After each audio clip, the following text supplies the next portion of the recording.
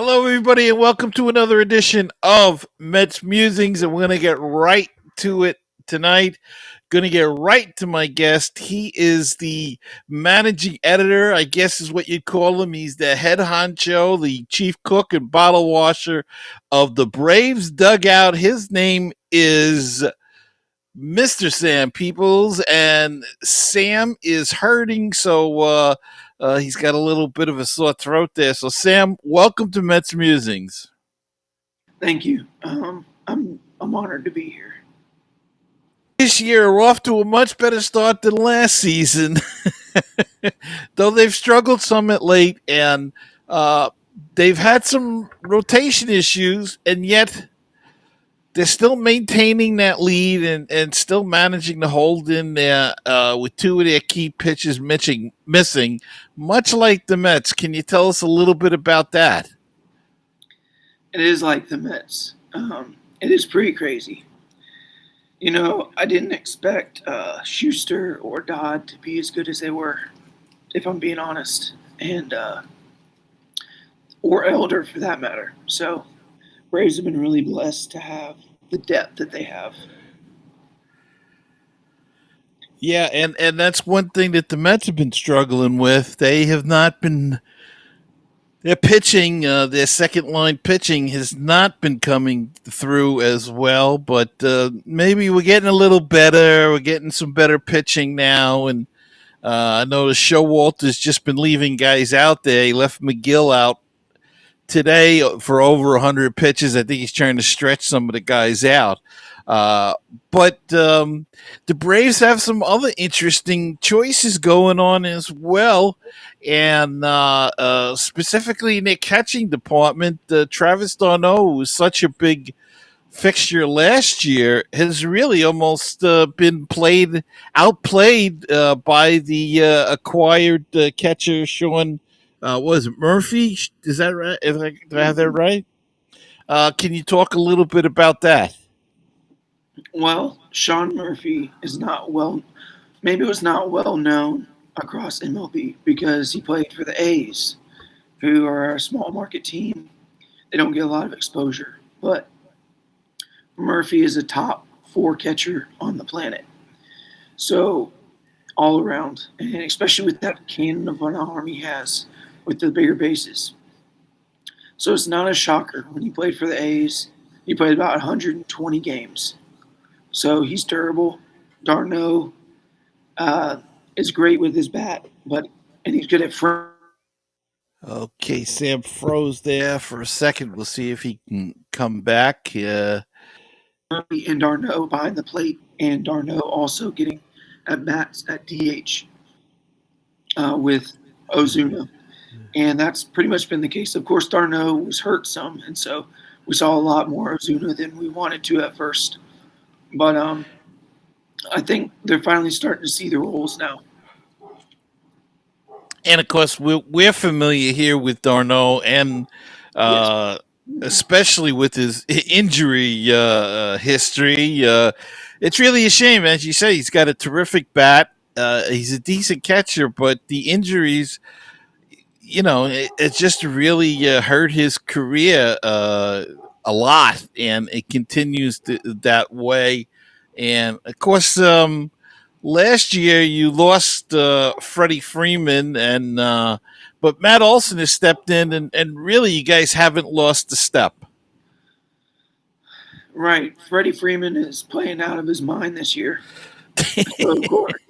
So of course, a lot of fans are upset about losing Freddie, but Matt Olson has been, as far as wins above replacement goes, the top four in the National League. And so it's been a drop off, of course, but you can't get much better. If you couldn't have Freddie Freeman, which the Braves couldn't, they couldn't afford him, then Matt Olson was definitely the second best choice, and the Braves are fortunate to have him. So a lot of people said that the Mets kind of choked last year and let the Braves get back into the race, but when you win, what did they win? 14 in a row or something? And I think I'm not sure what the Mets did in that scan. that span. But I think they were like 9-5 or something. So it's very difficult to say that they choked when the Braves just won and caught them. Now, where they might have choked was the last weekend when they had to win one game, and they couldn't. But I think it was a fatigue thing. What was the feeling in Atlanta over that? I mean, the Braves had a long way to come. They came back quickly and then managed to hold on. Of course, they both tied, but they had the tiebreaker. What was the feeling last year in Atlanta about that? It's kind of split. You have those fans that just want to talk smack, and those are the ones. Those are the ones that are saying the Mets choked, that the Braves went on the streak that they did. I think it was more so. Uh, it was not a Mets choking. It was the Braves stepping up to the plate more than anything else. You could, I guess, argue that the Mets should have won more games against the Braves when they played them, especially near the end of the season. But all 162 games are weighted exactly the same. Mm-hmm. And when the Mets won 100, was it 104, what I believe it was 106, the Mets did not choke. They purely, honestly, were just unfortunate. Yeah, it's just a shame because it came down to one lousy game if they would have won against Atlanta, or even I think they got swept with was it by Pittsburgh or something at the end of the year. Had they won none of those games, it was. But I really think it was a fatigue thing. I think. It, they was so battling so hard to hold on to first down the stretch. Both teams were, but I think Atlanta had the more experience in that they've been there every year, so I think that helped them. But Well, I like I also think, go ahead. go ahead. Um, it kind of comes down to, on paper, the Mets are just as good, if not better, than the Braves. But when you look at their age and their depth, their frontline starters are just as good. But over a long season, when you're depending on 40-year-old pitchers and you don't have, the depth behind them, Right. that so early in the season, when people ask me who's my prediction to win the National League East, I was like the Mets and the Braves on paper are really, really close. But Yeah. I try my best not to be biased. But I have to say that's the one edge that the Braves have over the Mets is they're younger. Yeah. Yeah. And that, like you were saying, the fatigue probably did kick in for the Mets. Yeah. You I know, think so. look at the average age of their players. They've got a few young guys on the team, but they're filled with stars that have massive free agent contracts, and what comes along with that is age. Hmm. Yeah. Yeah. And they've got some young guys up there now, so hopefully that'll help in the long run, and maybe not. Maybe being a few games back is better for them in that they're not fighting as hard to hold on to first. Uh, it looked like to me at the end of last year they were playing more to not lose than to win, and that's not the way they played all year. Okay, well let's take a look at this year's teams and who's hot right now for the Braves and who's not going into the series. Well, Ronald Acuna continues to be hot. Even one thing that's changed for him is he of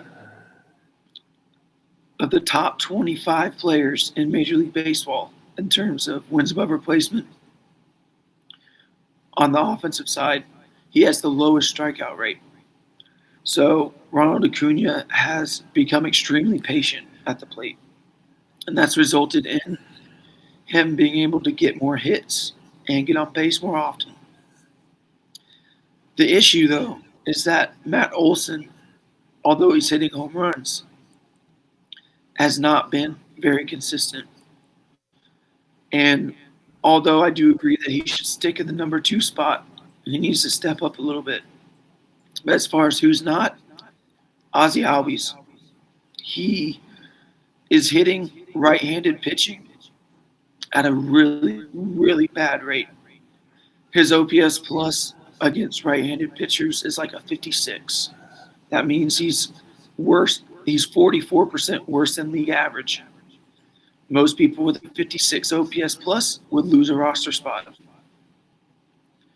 Uh, Against left-handed pitching, he's playing at an elite level, but you only play against a left-handed pitcher about 30% of the time.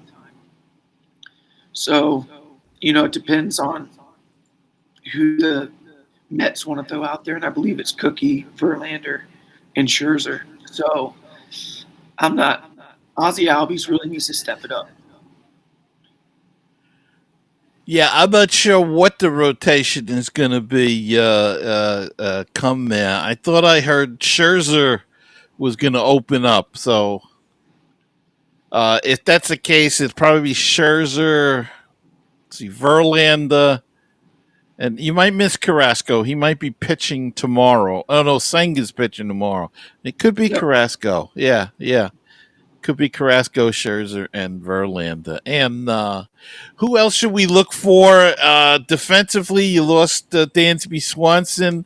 How about your shortstop situation? Orlando Arcia offensively is showing why Alex Anthopoulos chose to let Dansby Swanson walk for $27 million a year when they only Arcia he's been hurt, but offensively he's been better than Swanson. But defensively he has not been. The Braves, as far as defense goes from an overall defensive rating, depending on what metric you look at, is ranked in between 28th or 30th in the league overall. And that's with having the best top two defensive catcher in the league. So that kind of shows you how much they're missing Dansby Swanson's glove. And finally, the bullpen. How has the bullpen come about this year? Is it as strong as it's been the last few years, or any kinks? We're looking for any kinks in the armor that we can find. So this was kind of a point of contention lately among Braves Twitter, if you will, or Facebook.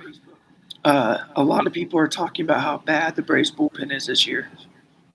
And recently they have been pretty bad.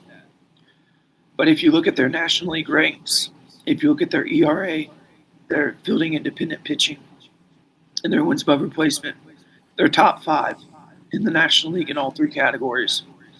So they've been above average, but definitely not elite like they were last year. AJ Minter, for example, was the top 3 reliever in Major League Baseball last year. This year he has an ERA north of 7. And a lot of that has to do with a lot of the Braves relief pitchers were taking a lot of time in between pitches, and they've had to adjust massively to the pitch clock. In fact, AJ Minter, before the season on average, was taking an extra 2 seconds longer than was allotted on the pitch clock. So he's had to make a massive adjustment, and it's not working out well. I think that's the issue with a lot of pitches this year. I think that's why maybe the ERAs are up, and it's just that a lot of them are not making the proper adjustment to the new rules with the pitch clock and the strikes and all. So, but we'll see as the season goes on. Lastly, let me get your thoughts on interleague play. How do you feel about it? Do you like it? Do you not like it? What's your feeling? Well, I'm a big fan of tradition. So I understand why some people don't like it. But at the same time, I'm a big believer in strength of schedule. And you talk about strength of schedule in college football all the time, but it's never talked about in baseball. Right. And we've seen it for years. Like when the Braves won the World Series, for example. Oh, they only won 89 games. I'm like, yeah. But they played a much more difficult schedule than a lot of these other teams in the 90s. Right. Right. And we like the Brewers, for example. The Brewers were, I think, had like 96 wins or something when the Braves played them. The Braves were a better team. They just played a more difficult schedule. And I think with this new schedule, it's really opening up where the schedules are more fair. You know, of course, there's a bunch of variables involved. There's injuries involved over a long season. But I think the expanded interleague play makes it more.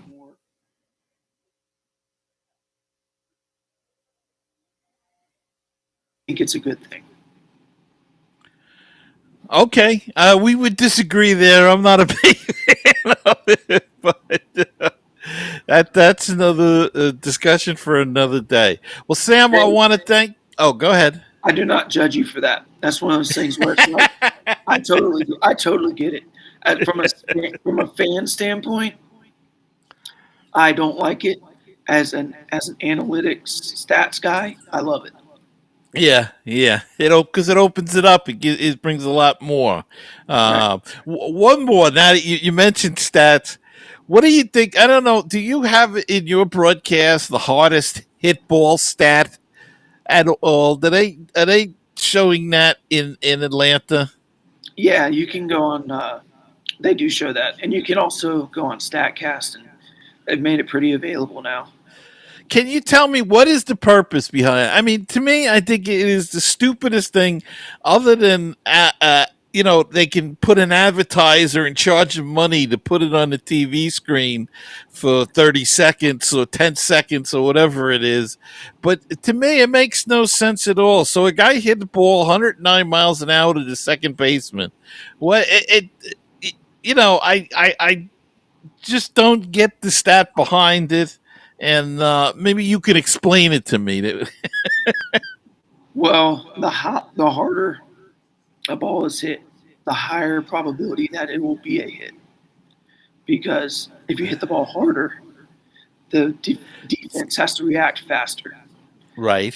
So, especially with the limited shift now. So, if you look at things like expected batting average, expected weighted on base average, it factors in the exit velocity of a hit because if it's only one variable, exit velocity in and of itself doesn't tell you much. But when you factor in exit velocity with launch angle, it tells you a lot. Like, for example, if someone hits a ball 109 miles per hour off the bat at a 20-degree launch angle, that's going to be a home run in probably over 20 ballparks, you know. And so Uh-huh. it kind of tells you like, okay, that guy got a hold of the ball. It was right to the second baseman, but if he does it again with a slightly better launch angle, that ball is going to be a double. You know, it's in and of Okay. itself doesn't tell you a lot, but it does Yeah. show you that the hitter is not guessing on the pitcher. He's seeing the pitcher well. He Right. just did not hit it to the right spot. All right. Okay. I'll stand corrected on that, but I still don't like it. And you guys might be in trouble now because the Mets have been winning 3 games or 5 games and then losing 3 or 4 games, and they just lost their second in a row. So you guys could be in trouble. They could be in that winning thing come Tuesday. But Sam, thanks so much for coming on. I know I wanted to talk to you early in the season. You couldn't do it because of personal things, but thanks so much. I appreciate it. Even though you're feeling under the weather, take care of yourself, and we'll talk again when you're better. All right, perfect. I appreciate it. Okay, and I'll be back right after this.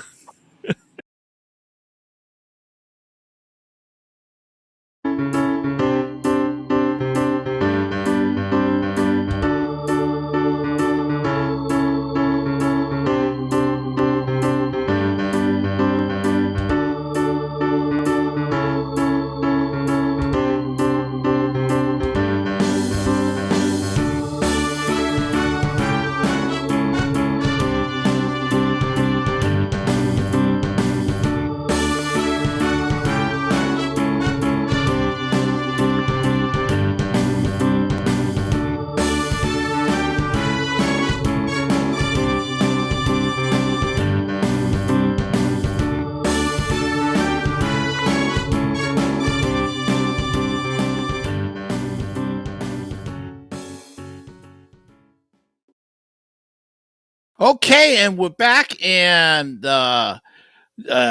just so you know, the Mets dropped their second in a row to Toronto, dropping the Saturday game 2-1 to the Toronto Blue Jays. So the Mets continue their winning three, losing two. Hopefully, they'll be able to take the series, take the rubber game at least of the series tomorrow. Kodai Senga goes for the Mets, first time on 4 days rest. So we'll see how that works out.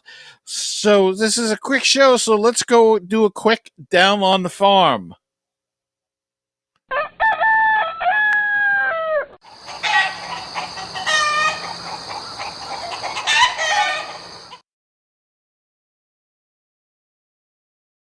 Leagues is that according to Mets general manager Billy Epler, he told reporters last night on Friday a 22-year-old Ronnie Mauricio has begun the process of learning how to play left field in AAA Syracuse. The 93rd ranked prospect, according to MLB Pipeline, came up as a shortstop but transitioned to second base earlier this season. Mauricio will add more defensive versatility to his repertoire as he awaits a call up to the majors.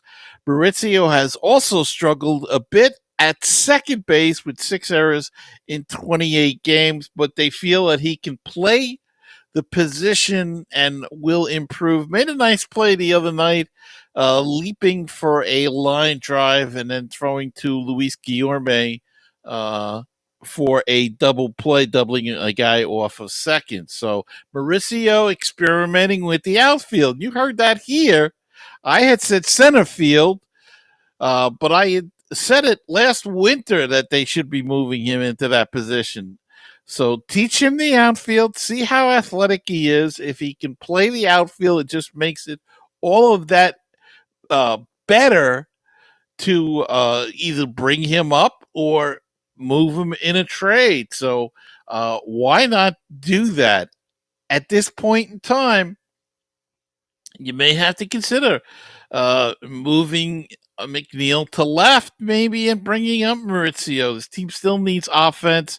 They were shut out last night to Toronto 3-0. Lost today 2-1 to the Toronto Blue Jays. So they're not hitting again, and it goes up and down. A Lindor, Alonso.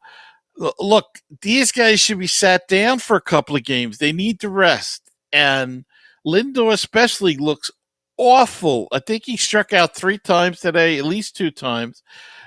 He struck out last night. I mean, he's got a lot of these 2 and 3 strikeouts per game. And we can't have that. So why not bring up Mauricio or bring back Guillorme? He can play shortstop, for Pete's sake. Bring him back. And one of the biggest breakout prospects this year for the Mets is in Binghamton. He is 24-year-old Matt Rudick. He is a outfielder on the smallish side. He is listed at 5'6" and 170 pounds. He was a 13th round selection in the 2021 MLB draft out of San Diego State University, where he made contact and got on base, and that's what the kind of plays the Mets need. This year with Double-A Binghamton, Rudick has simply been one of the best players in minor league baseball. He's hitting .319 with 11 doubles, 7 home runs in 43 games. He has above average pitch recognition skills, as well as bat to ball skills, as evidenced by his 18.6% walk rate and 13.7% strikeout rate. Now, he's not going to be a power hitter, but come on, folks. Power hitters are you got to get on base for these guys. I mean, Alonso's in a terrible slump now, and he's hurting the team. He's not helping the team. So maybe we have to start looking. Baseball's going to evolve back to this kind of ball player again. It just keeps it's going to come back in.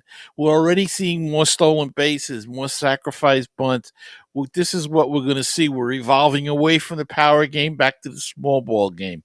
So we'll see how that all works out. All right, here are the standings. Syracuse is 20-35. They are 18 games back in last place in their division. Binghamton is 23-25. They are 7.5 games back, fourth place in their division. Brooklyn is 21-26, 5 games back in last place in their division. And St. Lucie is 15-33, 12.5 games back. And they are also last place in their division. So 3 of the 4 Mets top teams are in last place and struggling, but have played some better ball than the numbers indicated, but have come up short a lot of times late in the game, especially Brooklyn. They've been struggling a lot late in the latter half of the ball games. So that's really going to wrap it up for this week's show. I hope you enjoyed my guest, Sam Peebles, with Braves Dugout. He is the host of their podcast. Also, as I said, he does a great job on their blog, and I hope Sam feels better, struggling a little bit with a sore throat there. And so I hope Sam feels well for the upcoming series with the Braves. And I'd like to thank you all for listening and or watching on YouTube. To find us, you can find us at youtube.com/MetsMusings. And the audio part of the podcast is available in any of your podcast, however you get your podcast, be it Apple Play, Google Play, Apple Podcasts, or Google Play, Spotify, whatever you use. Mets Musings is there, and please hit the subscribe button and the like button on YouTube so you'll always know when a new edition of Mets Musings is coming out. And so, until we meet again, remember, keep the faith, stay optimistic, and let's go Mets. And I'm Gary Mack, and I'll see you next time on another edition of Mets Musings.